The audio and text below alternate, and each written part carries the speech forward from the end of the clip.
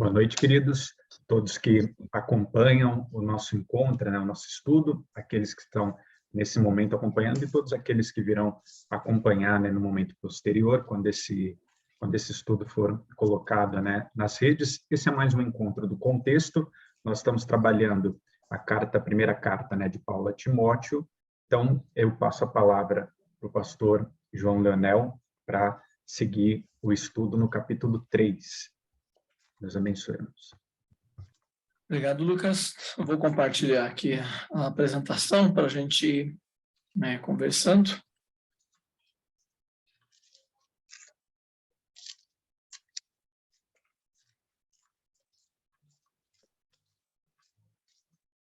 Se ficar parada a tela, vocês me avisam, porque eu já mudei um slide aí. Então, hoje a gente está no capítulo 3, a gente vai conversando e aí vamos lendo os textos. E o capítulo 3, ele se enquadra bastante naquilo que no início, no primeiro estudo, a gente falou que é uma visão muito tradicional e muito, assim, divulgada, praticamente a visão mais falada, das cartas, chamadas cartas pastorais, que é o fato delas tratarem da estrutura da igreja. E aí o capítulo 3 é um capítulo que fundamentalmente é usado para isso, na medida em que ele fala de presbíteros, diáconos, bispos. E aí eu estou colocando e começando com essa questão, se de fato o capítulo 3 a gente deve ver como um modelo de estrutura para a igreja, que apresenta então essas lideranças, inclusive a possibilidade de pensarmos em diaconisas. E, inclusive, de modo até provocativo, eu coloco aqui, enfim, cadê os pastores aí, Esqueceram, Paulo esqueceu dos pastores. A gente já falou na primeira vez, e depois os demais estudos, o pastor Lucas, por exemplo, já resgatou também essa ideia de que não, de que essas cartas, elas são cartas que tratam mais contextualmente de questões, de assuntos, de problemas que estavam havendo naquelas comunidades, no caso da primeira Timóteo, da igreja que estava em Éfeso, e que dentro, então, das tratativas desses problemas que eram, de modo genérico, relacionados a lideranças que estavam trazendo ensinamentos equivocados, errados e tal, e que dentro, então, das tratativas de Paulo para tentar conter esse problema, lembrando que é uma carta, portanto, Paulo não está presente, ele está orientando Timóteo a tratar disso.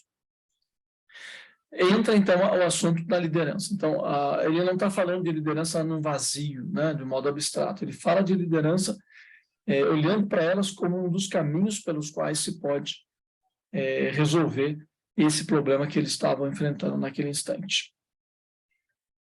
Portanto, a gente está falando de questões contextuais. Então, a gente tem uma imagenzinha aí que eu acho que fala por si mesma. Essas questões eram relativas a esses líderes, falsos mestres, ou mesmo presbíteros, que Paulo chama de heterodoxos, ou que traziam um outro ensino, no capítulo 1, versículo 3, ele fala disso, e aí Paulo vê a necessidade de, entre outras coisas, fortalecer a liderança para tanto. E eu quero tratar desses três focos, que são fundamentalmente os focos aqui do capítulo 3, que é falar de presbíteros, dos diáconos e, por tabela ou indiretamente, também falar dessa oposição a Paulo, desses mestres aí que estavam se opondo a Paulo. Então, é interessante a gente perceber que existem pontos em comum na fala de Paulo e naquilo que essas pessoas faziam. Eu, então, coloquei esse quadrozinho aqui só para salientar esse detalhe. Por quê? Porque o quadro quer mostrar ou quer comprovar que Paulo não está, de fato, falando de modo abstrato. Quando ele fala, ele também está, de certa forma, querendo defender a igreja e preparar os líderes contra esses outros mestres do erro. Então, vejam, quando ele fala dos presbíteros, no capítulo 3, versículo 1, ele fala, na realidade, no versículo 2, ele fala que é necessário que o bispo seja irrepreensível. Depois eu vou falar de presbítero e bispo. Então, mas ele fala que é necessário ser irrepreensível. Para os diáconos, a mesma coisa. Versículo 10. Também sejam estes primeiramente experimentados, e se mostrarem irrepreensíveis, exerçam o diaconato. Então, ambos precisam ser irrepreensíveis. Por outro lado, os oponentes, no capítulo 1, versículo 3, que a gente já viu um tempo atrás, Paulo orienta Timóteo para admoestar certas pessoas a fim de que não ensinem outra doutrina. E a palavra lá é didascaléu, ou seja, não ter um ensino heterodoxo.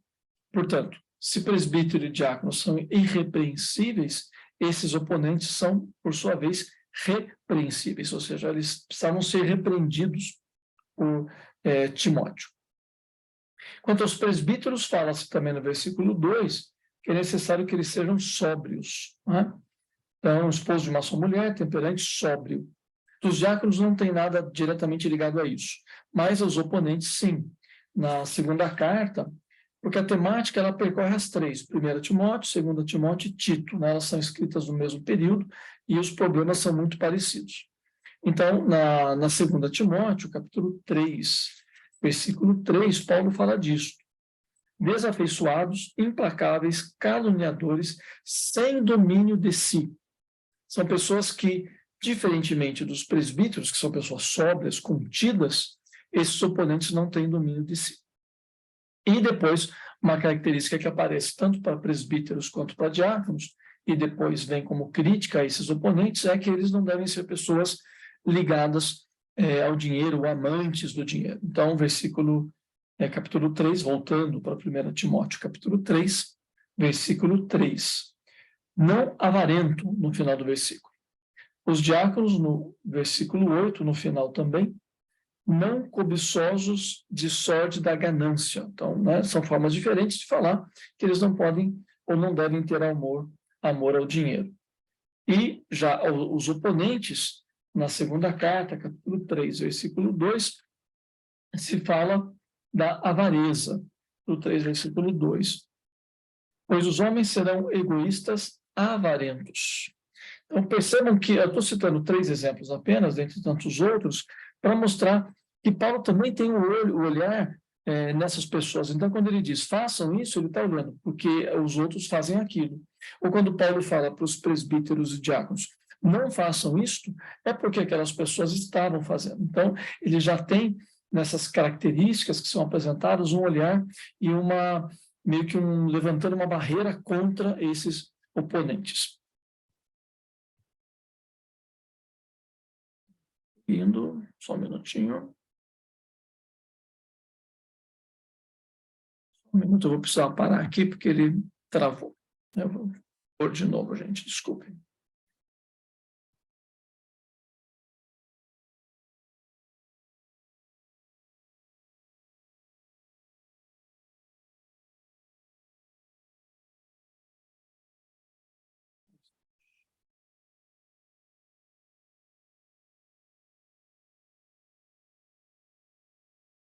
Vamos.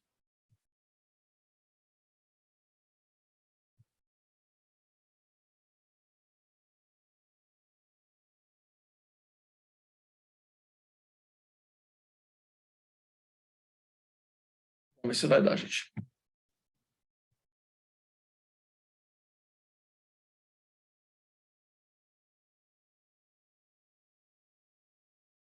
Não sei o que está acontecendo aqui.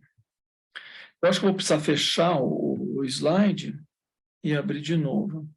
Só um instante. Me desculpem esse problema técnico aqui. Sem problemas, professor, a gente aguarda.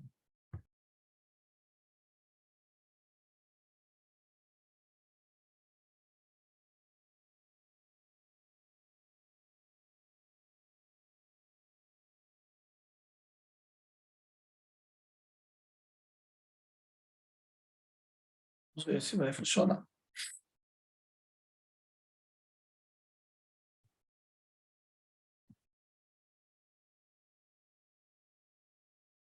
Andando, gente? O slide andou? Passou? Tudo certo, professor. Tá certo. Obrigado, Lucas. Tá. Então, agora a gente vê um pouquinho sobre como esse capítulo 3 se organiza. A gente tem um grande bloco, que vai do 1 ao 13, e depois temos um bloco pequeno, que são os versículos 14, 15 e 16. No bloco maior, a gente tem, então, essa estruturação de Paulo falando aos líderes. Então, falando aos bispos / presbíteros, nos 7 primeiros versículos.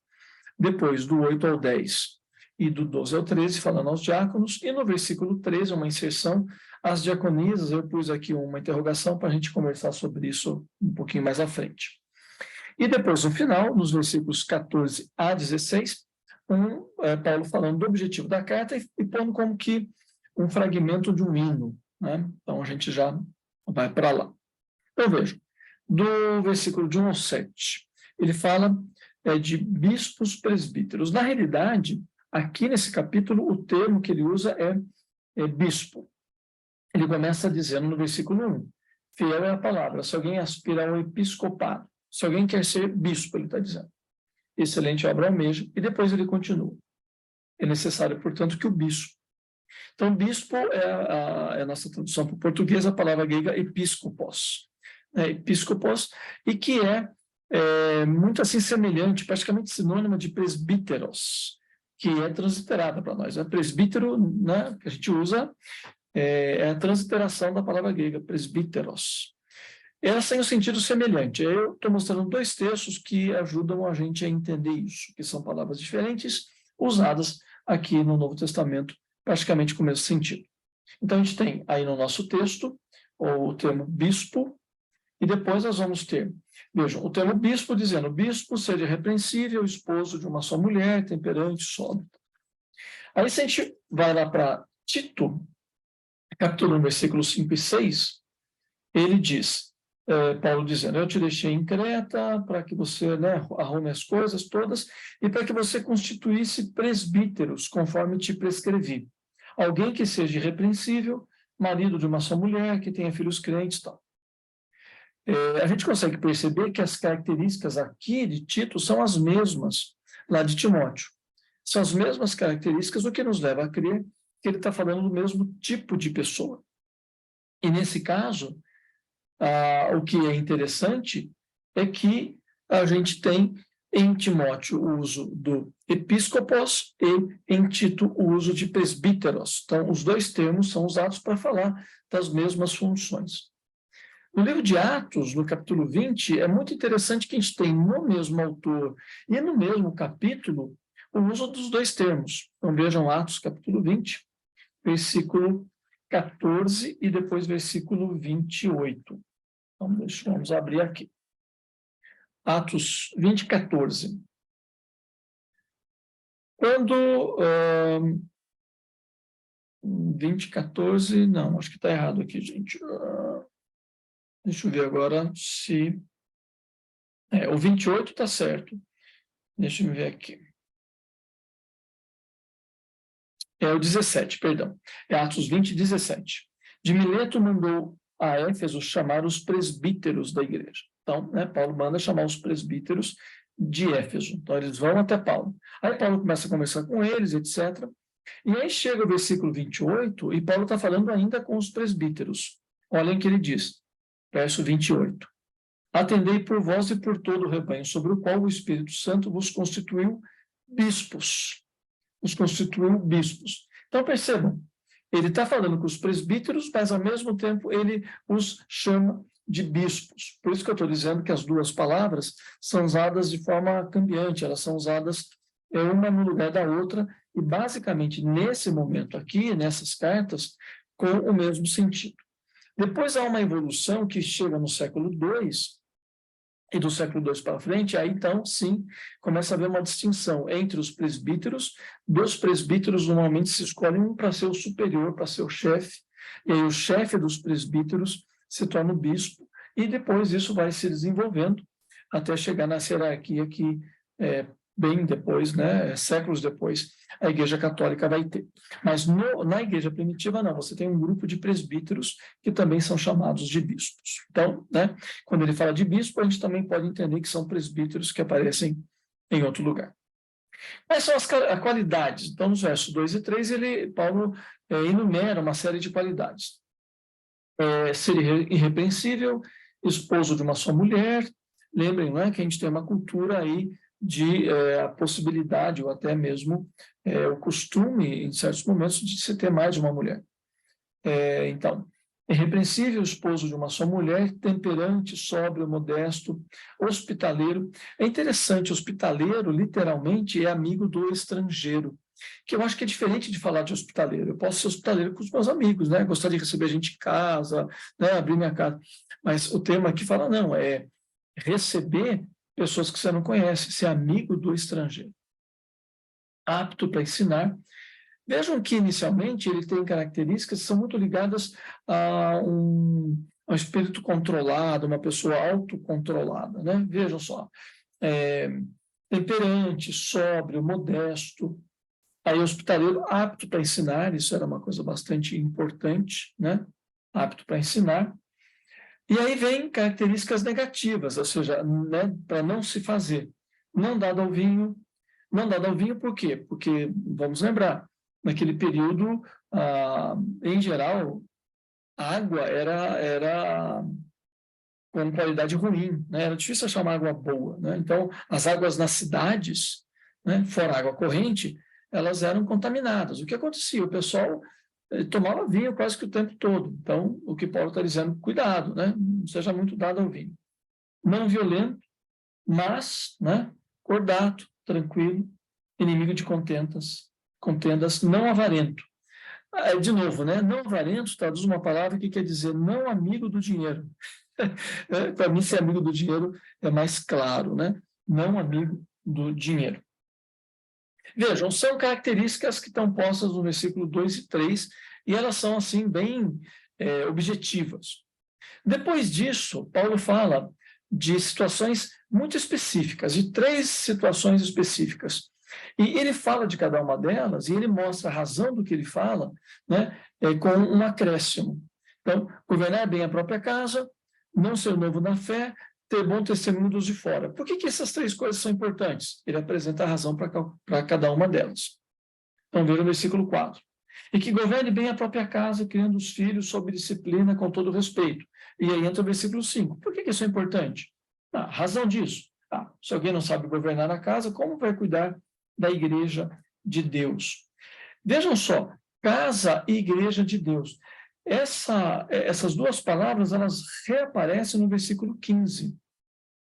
Para que seu tardar fique ciente de como se deve proceder na casa de Deus, que é a igreja do Deus vivo. Então, casa e igreja aparecem aqui também. Qual que é a lógica disso aqui? Não é simplesmente essa coisa assim, tem que ter filho na igreja, porque se não tiver não é legal. A questão aqui é muito mais complexa. O contexto concreto, histórico do que Paulo, no qual Paulo está trabalhando e tratando, é que a igreja ficava na casa. Você não tinha prédios para a igreja. Então, você tinha a igreja na casa do fulano, na casa da ciclana, enfim, várias casas.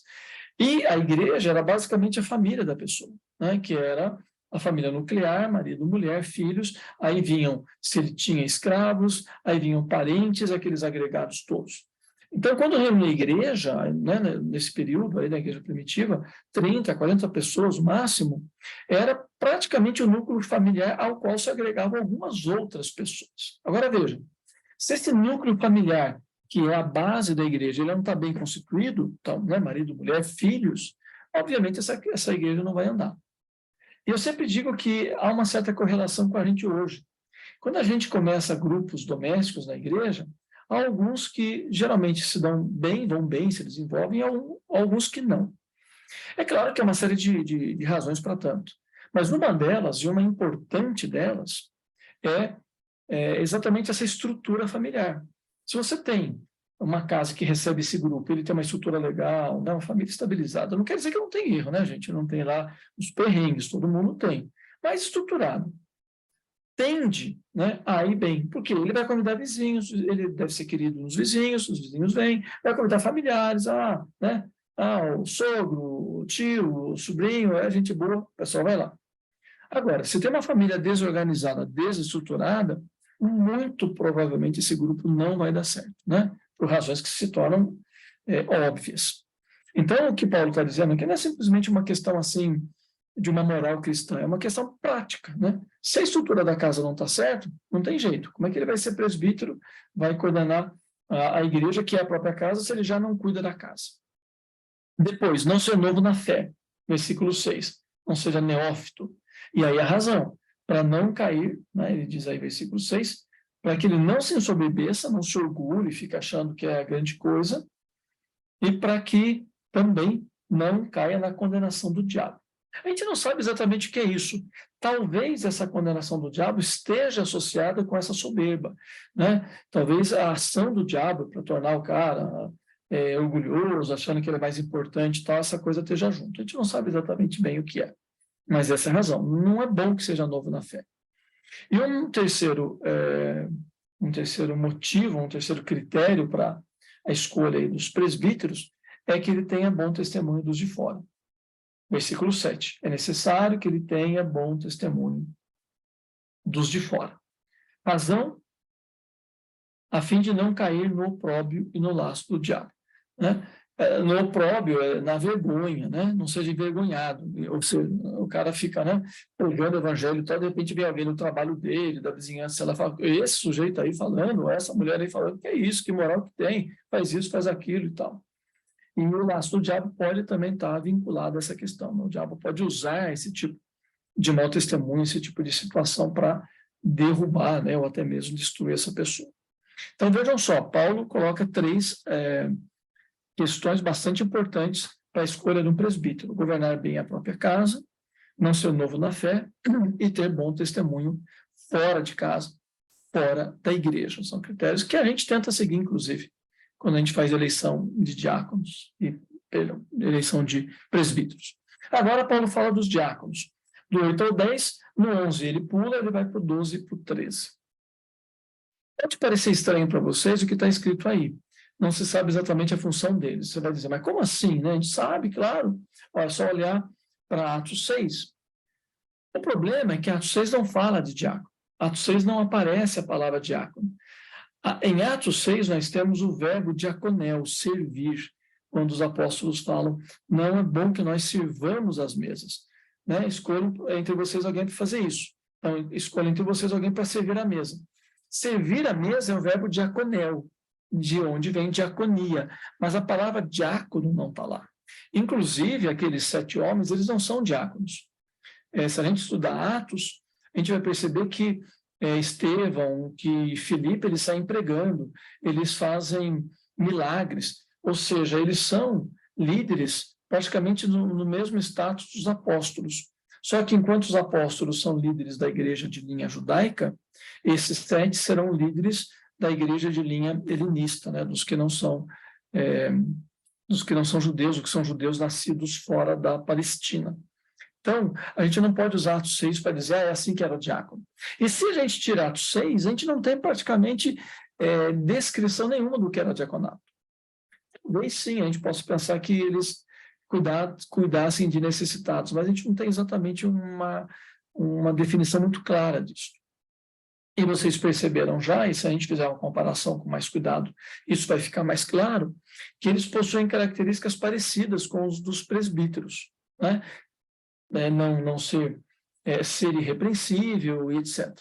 Só tem um detalhe, o diácono não era alguém que tinha a missão, uma função de ensinar. Ensinar eram os presbíteros só, né? Os diáconos não. Mas eram pessoas bastante importantes. Continua para eles também, versículo 12, marido de uma só mulher, governar bem os filhos e a casa. E no 8 e no 9, né? Respeitáveis de uma só palavra, não inclinados a muito vinho, assim como o presbítero, não cobiçosos, né, assim como o presbítero, tendo consciência limpa, é importante. Lembra, Paulo já no capítulo 2 falou das pessoas que perderam a consciência, né, rejeitaram a boa consciência e naufragaram na fé. Então, é importante ter uma boa consciência. Mas aqui não está claro que são os diáconos. São líderes, são pessoas importantes, mas não é muito claro para nós. E aí entra o versículo 10. Perdão, versículo 11. E o versículo 11 é muito estranho, porque, né, ele diz assim, na mesma sorte é a mesma palavra que aparece no versículo 8, semelhantemente. Então, no 8 ele fala semelhantemente, como assim? Do mesmo modo que você falou para os presbíteros, também agora você está falando para os diáconos. O versículo 11 deveria também ser traduzido assim, semelhantemente quanto às mulheres. O que indica uma segmentação. Então, fala dos presbíteros, fala dos diáconos, e fala de quem? Alguns acham que ele está falando das esposas dos diáconos, mas não me convence, eu não vejo razão nenhuma para dizer que são esposas. Acho que ele está falando de diaconisas, embora a palavra não apareça. Mas a gente vai dizer, mas não aparece a palavra, então por quê? Bom, mas não aparece a palavra presbítero, e a gente está dizendo que é presbítero, porque aparece a palavra bispo. Então, a gente não tem muita certeza. Eu, particularmente, sou inclinado a pensar, como tantos outros, que ele está falando, sim, de diaconisas no versículo 11. Por quê? Porque ele coloca características parecidas com as do diácono. Vejam lá. Quanto às mulheres, é necessário que sejam respeitáveis. Ele já falou isso dos diáconos. Não maldizentes, temperantes. Também ele fala, né, em termos diferentes, mas também ele fala sobre isso dos diáconos. E fiéis em tudo. Então, eu acho que ele está falando de diaconisa, sim. E aí, eu estou trazendo um texto de fora aqui, mas que corrobora essa linha de raciocínio. Nós temos em Romanos 16, versículo 1, no Almeida atualizada que eu estou usando aqui, diz assim: recomendo-vos a nossa irmã Febe, né, Febe, uma irmã lá da igreja, que está servindo a igreja de Sencreia, que está servindo a igreja.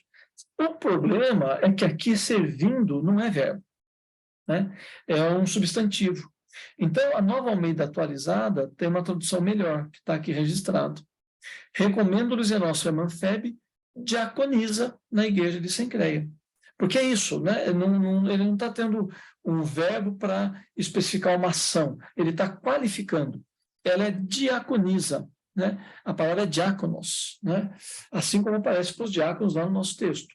Então, a gente tem uma evidência bastante concreta no Novo Testamento de que a gente tinha, sim, diaconisas na igreja primitiva, assim como, né, várias igrejas já aceitam, já as têm há algum tempo.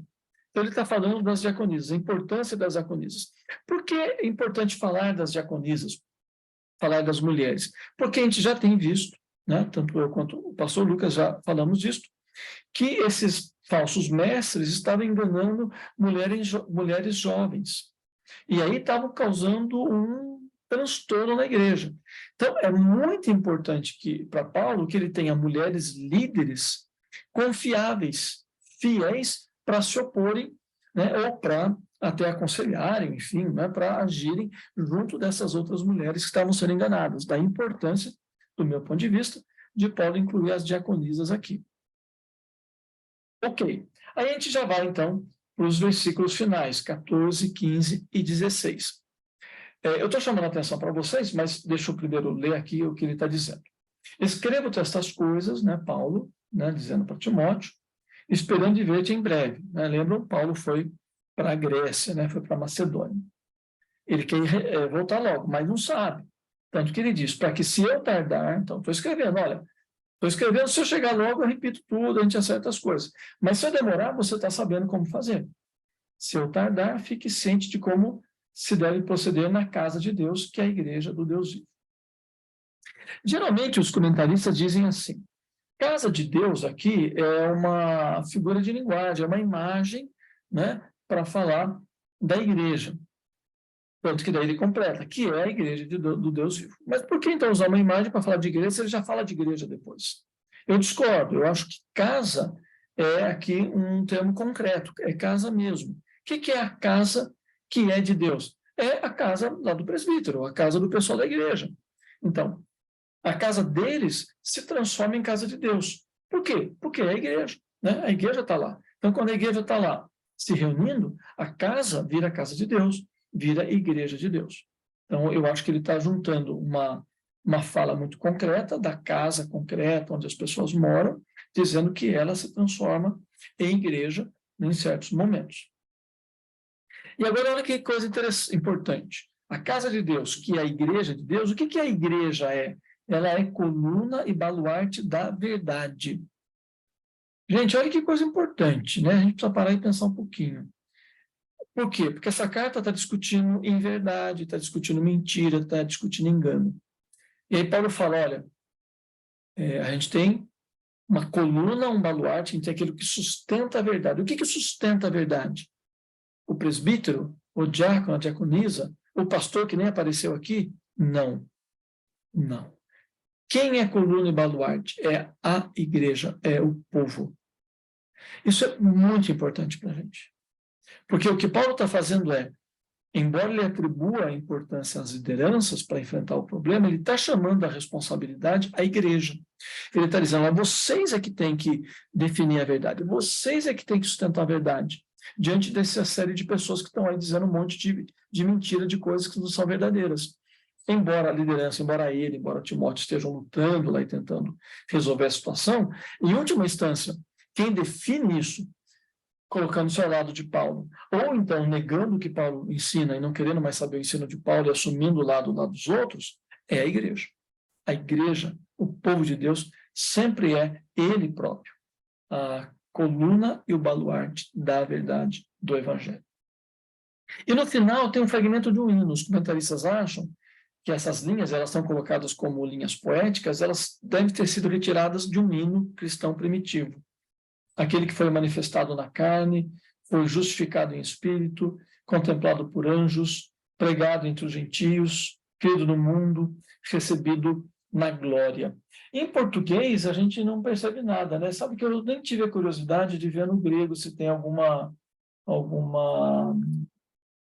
sentido poético mesmo, né? Alguma rima, alguma coisa. Deixa eu dar uma olhadinha aqui. Deixa eu ver aqui. Os efanerose en sarki, edicaiose en pneumati, ofen angelois. O I a gente percebe, né? Sarki, pneumati, depois ele continua. Ekirisse en essenisin, epicesse en cosmo, aneletse en doxe. Sin, cosmo, doxe. Aqui já não tem tanta rima, mas a gente percebe alguma rima, sim, aqui no grego. E que é interessante, né? Porque quando a gente traduz, a gente perde o sentido. Aquele que foi manifestado na carne, justificado em espírito, contemplado por anjos, pregado entre os gentios, criado no mundo, recebido na glória. Aquele quem? Precisa dizer, a igreja não é a coluna do baluarte da verdade? Quem está com a verdade sabe de quem ele está dizendo. É o Senhor Jesus Cristo, óbvio, né? É disso que ele está falando.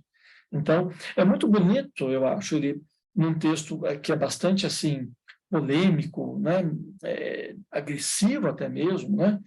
De discussão, ele terminar com um hino, com música, com poesia, exaltando o Senhor da igreja. Porque isso nos lembra, né? Um pouco lá no Apocalipse, né? Quando ele, né, o Senhor Jesus fala com as igrejas, e ele vai falar da igreja aqui, deixa eu ver aqui, qual que é mesmo? É de Éfeso, olha só, né? Me veio à mente agora. A igreja de Éfeso é essa, né, na qual o Timóteo está para quem, né? Paulo está escrevendo onde está tendo esses problemas. Lembra, no Apocalipse, a igreja de Éfeso aqui faz um monte de coisa boa, mas Jesus fala, só tem uma coisa contra vocês, vocês abandonaram o primeiro amor. Então, olha só, aqui a gente já tem Paulo falando disso. A gente pode estar brigando, a gente pode, mas a gente nunca, né? Nunca pode abandonar o primeiro amor, a gente nunca pode abandonar a piedade, né? É o mistério da piedade, ele diz aqui. A gente nunca pode perder isso, a gente nunca pode ser um cavaleiro vestido de armadura, né? Nosso coração sempre tem que estar pulsando de amor ao Senhor, de amor ao próximo, mesmo em meio às batalhas. E aqui, então, eu venho para algumas conclusões, mas que são muito básicas, à luz de tudo quanto nós já conversamos. Então, mais do que falar da estrutura da igreja, então, da gente ficar discutindo, né? Minha igreja é certa, eu sou errada, minha igreja tem presbítero, só não tem, então, né, a gente vai para o céu, você vai para o inferno. Mais do que isso, O texto está tratando dessas lideranças dentro de uma estratégia para proteger a igreja contra falsos ensinos. E uma das estratégias para esse combate é ter uma liderança estruturada. A gente que é pastor, a gente sabe disso. Se a gente não tiver uma liderança estabilizada, firme, segura, também amorosa e tal, quando os problemas vêm, dificilmente a gente consegue, de fato, superá-los e vencê-los. Então, essa é a questão. E líderes, né, quando o Paulo está dizendo, que de dentro de casa para fora precisam ter testemunho. Né? Então, tem que cuidar da família, mas também tem que ter o testemunho de fora. Tanto dentro quanto fora tem que ter uma vida, torna a dizer, perfeita? Não, ninguém, nunca. Mas uma vida que busca andar com Deus e glorificar o nome dele. E eu chamo a atenção que as mulheres não estão fora disso. Né? Paulo faz questão de incluir as mulheres. Então, a gente não se pode dar o luxo, nem se dá o direito de excluir mulheres da liderança da igreja. E, né, aquilo que eu estava falando no final, a questão da piedade é central. Né? A piedade na relação com Deus, na relação com os irmãos, é sempre central. Um coração piedoso, louvor, gratidão, sempre, sempre, sempre fundamental para a nossa vida. Eu vou parar agora de gravar para a gente poder conversar, tá bom?